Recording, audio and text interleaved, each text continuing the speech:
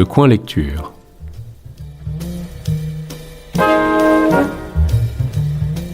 Présenté par Emmanuel Dufour.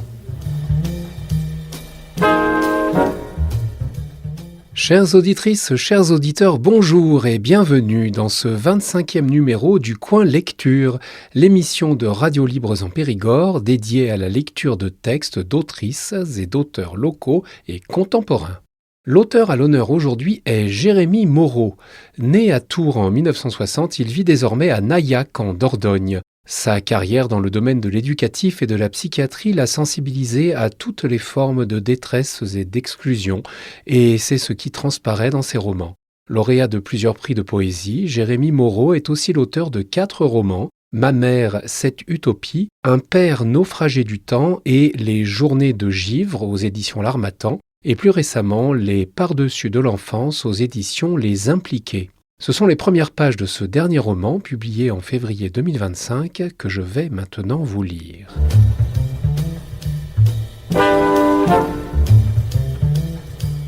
Le présent a des racines, et malgré leur profondeur vertigineuse, malgré le temps qui s'écoule et les larmes dont elles sont souvent imprégnées, il faut les déterrer pour comprendre comment, depuis l'enfance, elles se sont enchevêtrées pour aboutir à des souffrances d'adultes, dans des espoirs qui se lèvent et retombent au gré des drames, dans des vérités à plusieurs visages et dans un passé plein de bruit et de douleur. Chapitre 1. Cette rue me ramène de nombreuses années en arrière.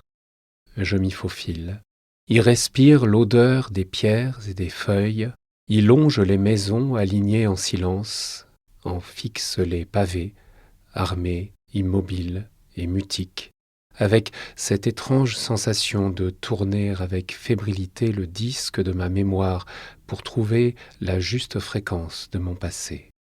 Je revenais, après tant d'années, face au grand portail noir de cet orphelinat où j'avais laissé 10 ans de mon enfance. 10 ans. Passé aux côtés d'une soixantaine d'autres enfants, avec les mêmes écorchures, les mêmes blessures, avec des histoires toutes différentes mais présentant tant de similitudes entre elles. Une soixantaine de frangins et une soixantaine d'éducateurs, hommes et femmes, passant, repassant et ondulant sur la mélodie de ces 10 ans. 10 ans. 10 ans et des soixantaines de coups de blouse. 10 ans et des soixantaines de coups de pied au cul. 10 ans et des soixantaines de silences, des soixantaines de conneries, des soixantaines de promesses et des soixantaines d'espoirs. Fin des années 60. Lorsque, ce mardi matin, j'avais franchi pour la première fois les portes de cette maison d'enfants, silencieux comme un gamin pauvre, le regard bas et l'âme cachée, j'étais bien loin de penser que mon exil durerait si longtemps. J'arrivais là sur décision de la DAS après des placements en famille d'accueil et un impossible retour au sein de la structure familiale. La sentence était tombée par contumace, sans aucune possibilité de faire appel. Le bourreau que j'avais dénoncé après tant d'années de douleur resterait en liberté. La société enfermait juste la victime pour la protéger. Je devenais le matricule 3207R, pupille de l'État. Un dortoir sans trop de luminosité, à la peinture bleue usée jusqu'au presque blanc que je visitais. Un peu de gris et des épuisements de couleurs sur des séparations que le temps avait pâlies. Des côtes à côte de chevet, des coussins posés çà et là, pas de jouets. De grands escaliers qui partaient en voyage. Des visages que je croisais, qui me fixaient et se questionnaient. Quelques errants aux joues rouges que je regardais, le regard mélancolique au travers des fenêtres venait compléter le décor. Une cour en pavé et des travaux. Un bruit de ballon qui butait contre un mur perforait le silence de cette grande bâtisse bourgeoise d'un autre siècle. Quelques fleurs, poussant çà et là sans élan et sans désir, semblaient complètement oubliées. pas de bonheur visible, ni de couleurs éclatantes. De longs couloirs déserts qui essoufflaient en pièces quasi vides, qui inquiétaient. Je déposais ma solitude pendant que mes affaires se rangeaient au premier étage de ce bout de route et que je continuais ma visite, le corps entortillé entre les chaises et les bureaux de l'immense salle d'études que je traversais. Autre cour intérieure, plus petite, et de nouveau des enfants qui jouaient, mimant avec le bras le port d'un pistolet et avec la bouche de bruyantes détonations. Notre visite empoisonnait leur jeu. Corps momifiés, souffle bruyant et œil sombre derrière des mèches rebelles, ils s'imposaient en propriétaires des lieux. Un peu honteux, un peu triste, j'enterrais le comique de leur bizarrerie en répondant aux questions de la personne qui me guidait. Courses et bousculades au bas du grand escalier que l'on descendait pour se retrouver devant le bâtiment principal, voix avec des restes d'enfance, cheveux ébouriffés et marmailles qui se tiraient le pull tout en se massant la tignasse. Déséquilibre à la vue de mon accompagnateur. Plus de courses. Une mouche était venue voler autour de moi et tout s'était détendu. Ce silence me frappait. Il respirait la crainte et la peur. Je le connaissais. Pas envie de me déshabiller verbalement en mettant les pieds dans le plat. Je censurais cette émotion, mais un message essentiel était passé. Dans une poignée d'heures, cette grande bâtisse, ce grand dortoir, croulerait sous un trop-plein de parenté. Elle serait psychothérapeute, savant maudit, mère au bord de la crise de nerfs, chirurgie bienfaisante à dose modérée, archives et métamorphose. J'étais son dernier fœtus entrant et un nouveau témoin issu d'une grossesse ratée, souffrant du mal de mère et cherchant à passer d'une souffrance à un malheur banal, faisant là un passage, arrêt presque obligé, tel un pèlerin de Saint-Jacques-de-Compostelle sur les pavés de cette rue qui deviendront ceux de mon enfance. Chapitre 2. Cris d'effroi et attroupement. On se molestait. On voulait arracher des aveux à un présumé coupable. On resserrait le cercle, ça s'agitait. 2 adultes, dont le guide d'hier, sorti par une porte proche, avaient sans ménagement dispersé l'attroupement et s'étaient transformés en héros sauveurs. « Pas de violence !» criaient aux 2 visages qui exprimaient la colère et 2 claques appuyées pour dissuader tout prochain règlement de compte. « Quelque chose à redire, messieurs ? Non ? Alors tout le monde circule !» Je continuais de tremper ma tartine. Ma nuit avait été mauvaise. J'étais paumé.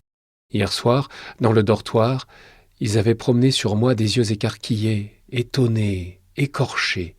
Ma fébrilité avait ravi les plus grands, les plus costauds.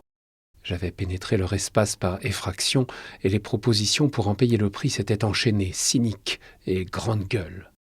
Dans chaque scénario, ils démontraient leur volonté d'en découdre avec le nouveau que j'étais.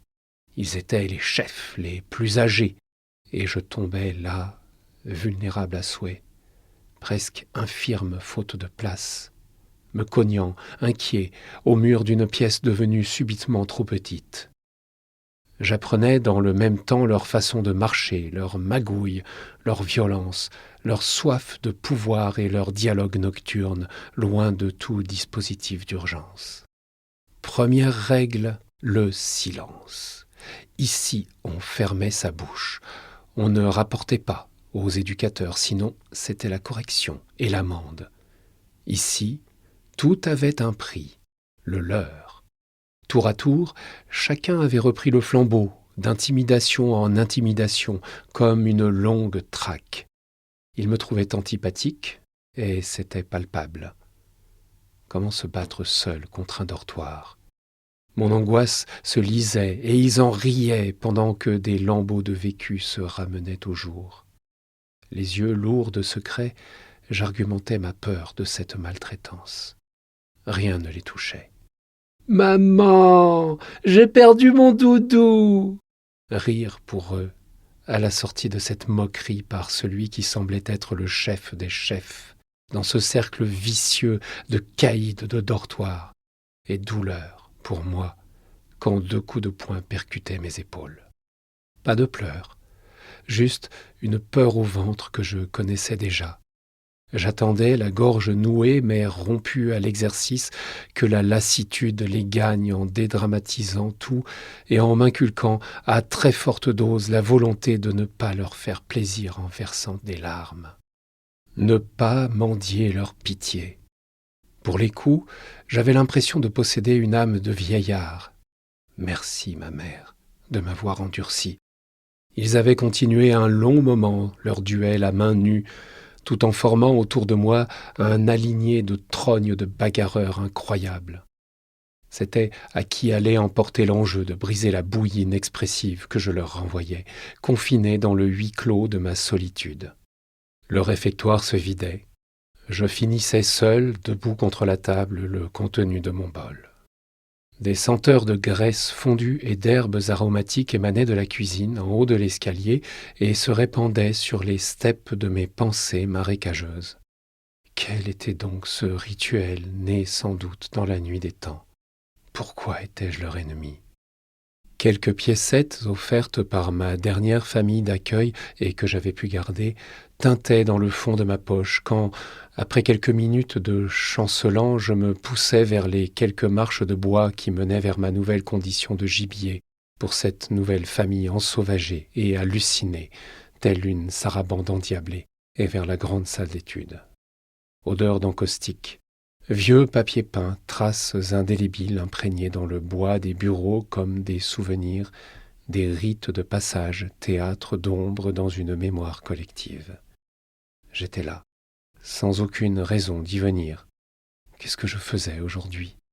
Personne ne m'avait rien dit. J'avais soudain peur de ne pas avoir entendu quelqu'un ou quelque chose. Je séchais, bien malgré moi, ma scolarité.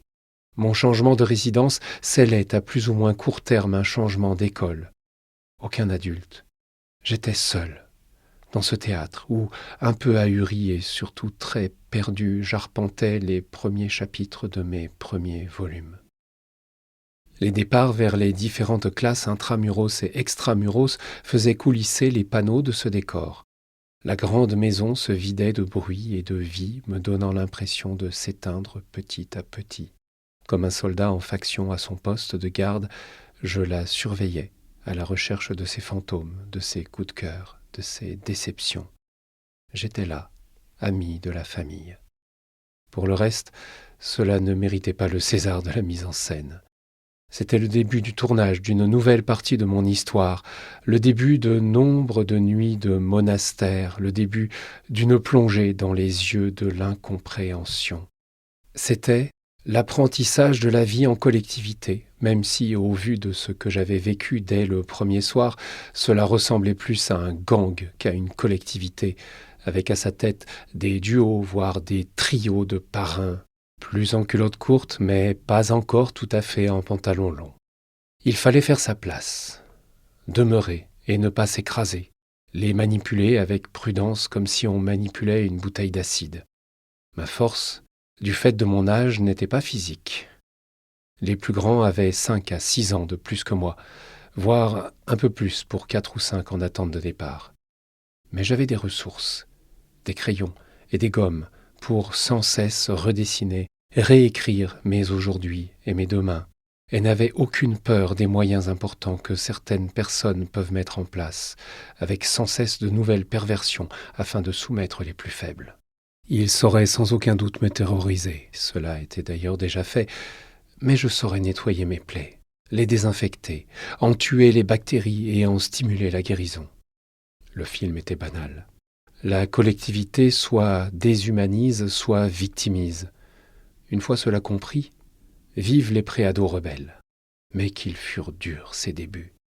Durs comme un débarquement, comme un raz-de-marée qui vous engloutit sans armistice.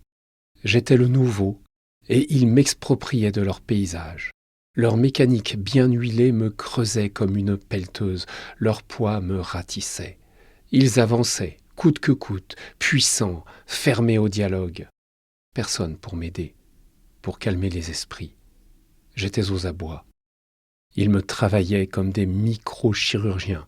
Et quand, attiré par le chahut, l'éducateur de nuit montait, « T'ouvres ta bouche et ce sera pire, joue pas les balances !» Un faux silence s'installait, encore plus pesant que l'odeur d'une chair en putréfaction.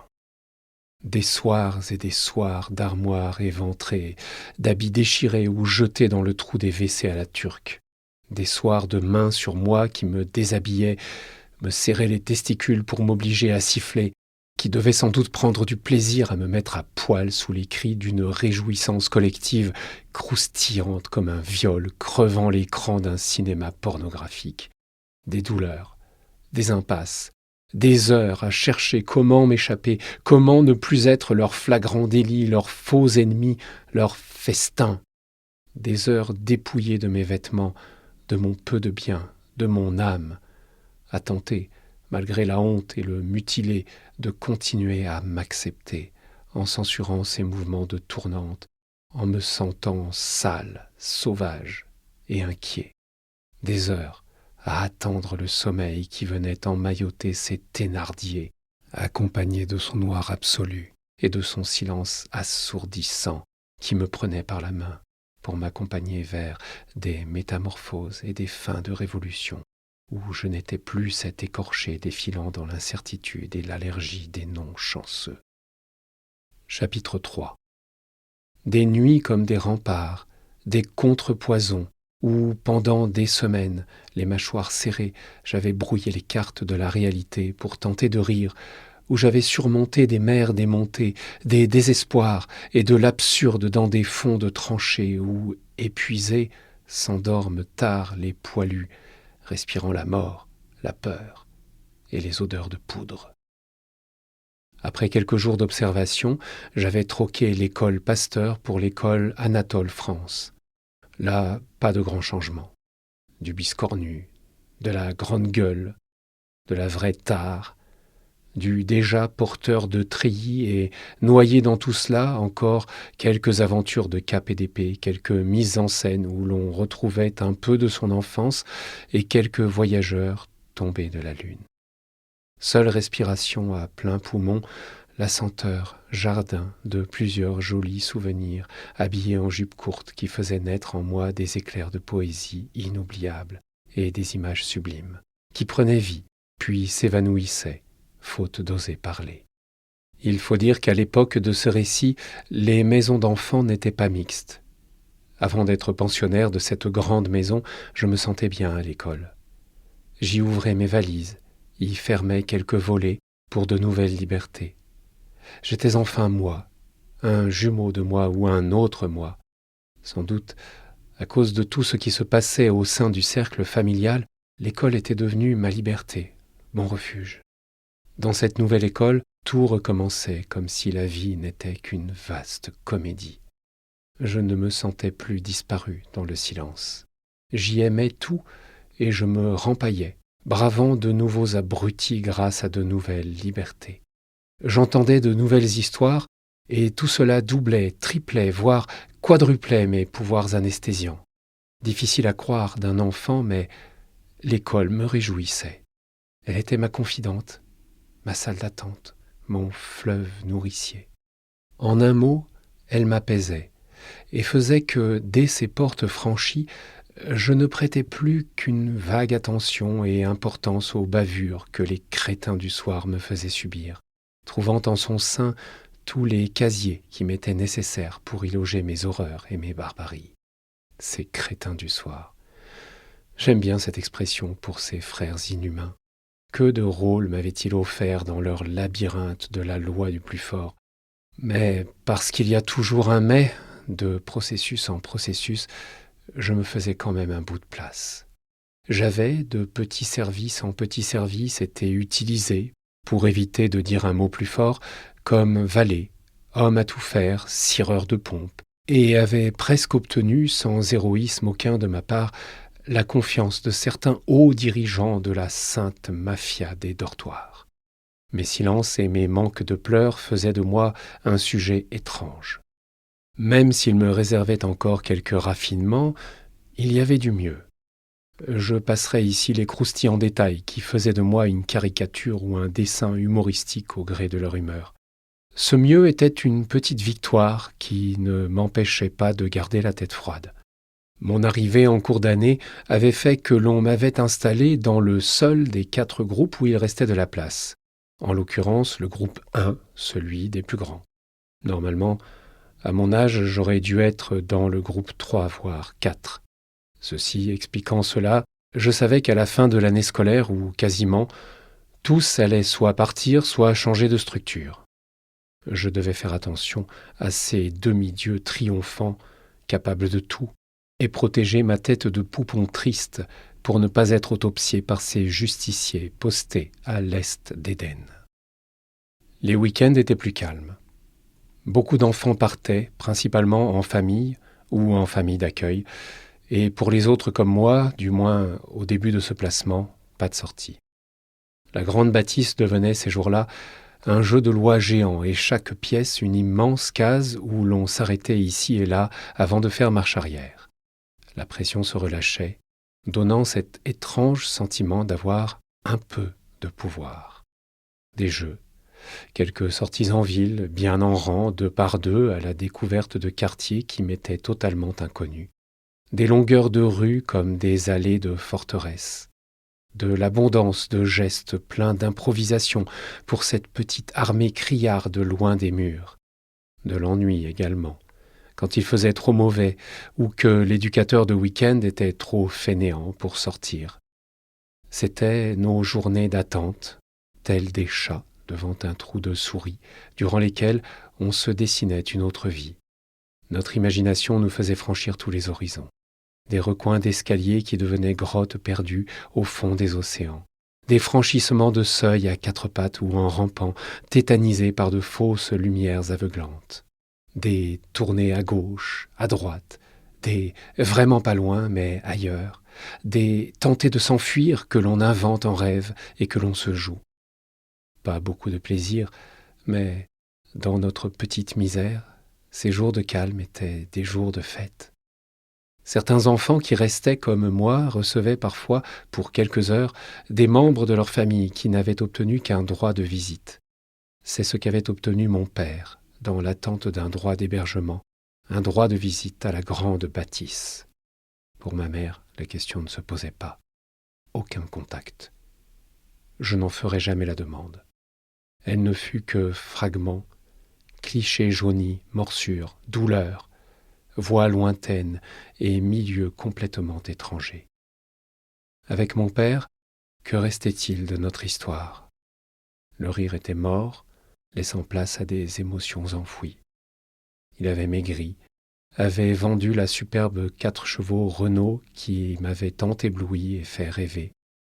C'est en vélo qu'il arrivait, souvent le samedi vers 16h30, semblant toujours penser à autre chose. On venait me chercher, et on m'accompagnait comme pour me présenter. M'aurait-il oublié? Un peu cloîtré, un peu amer, nous partions pour une grande interview peuplée de conseils, de messages et de « tout le monde en parle ».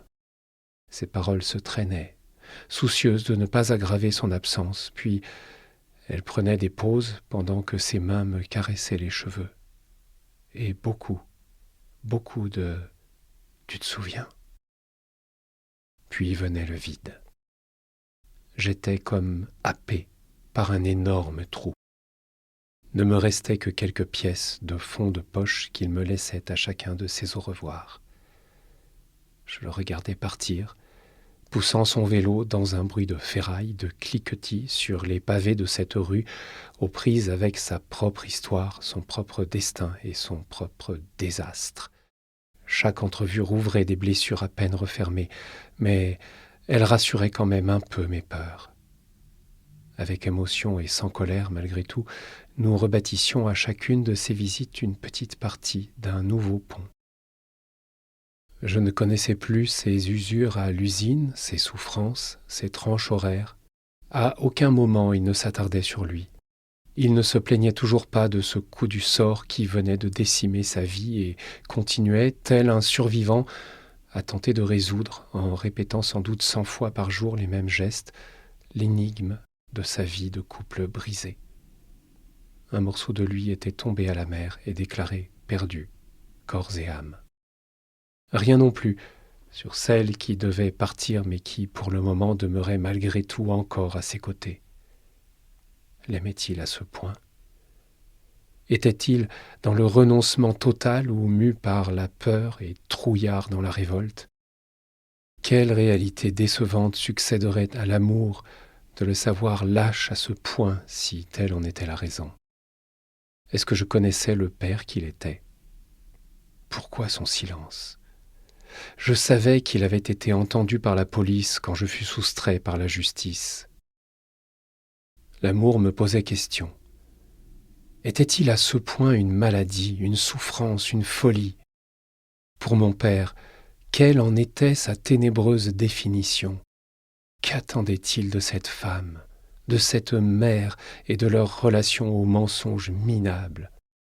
Préférait-il la souffrance à l'ennui?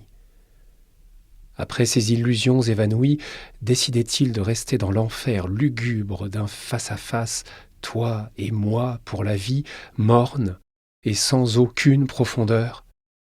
Et si je n'avais rien compris? Si l'amour avait cette voracité illimitée et qu'il fallait que je parte pour qu'à nouveau il puisse se retrouver? Si pendant toutes ces années, j'avais été leur tourment, leur désespoir et l'objet de leur détresse amoureuse? Quelles étaient les vraies raisons de leur échec? Drôle d'interrogation dans la petite tête d'un minot. Mais je m'en posais encore bien plus, et je pensais que tous, dans cette grande bâtisse, tout groupe confondu, du plus jeune au plus âgé, tentaient ou avaient tenté de la trouver, cette vérité, tout comme tenter de savoir ce qui allait suivre dans leur vie. Quel allait être leur destin? Quelle route allait croiser les leurs? Cette grande bâtisse était-elle, pour les enfants qu'elle adoptait, une épreuve ou une punition? Pourrions-nous un jour quitter ces par-dessus qui s'entassaient sur nous? Ce peu de dialogue entre mon père et moi, ces visites comme si nous étions des amis, entachaient l'admiration que j'avais eue pour lui. Où nous mèneraient ces pavés, armés, immobiles et mutiques, qui tapissaient cette rue, et quel serait le tremplin de notre futur? Perdu dans mes ruptures, j'avais du mal à remettre les choses à leur juste place. Rien ne semblant pouvoir stopper tout ce moi qui se disloquait. Heureusement, ou malheureusement, avec tous les crétins du soir, et pour certains aussi crétins de jour, je n'avais guère le temps de trop réfléchir. Eux avaient, depuis belle lurette, décrypté mes blocages et mes débâcles. Ils n'oubliaient pas de m'ausculter, avec des sentiments qui risquaient plus de me rendre infirme que me guérir. Ils avaient su, et cela depuis le premier jour, me développer des prothèses et des stimulants, version prédateur, et pas toujours adaptés. Faute de mieux, ils avaient le mérite de rendre bien imprudent le fait de se reposer sur une première hypothèse et vous suggéraient un zapping cérébral quasi quotidien pour tenter de bien comprendre comment leur cerveau pouvait fonctionner, s'ils en avaient un. Ce qui était moins sûr que le fait qu'ils représentaient pour moi et quelques autres jeunes des autres groupes, comme on le lit de nos jours sur les paquets de cigarettes, un danger pour l'entourage.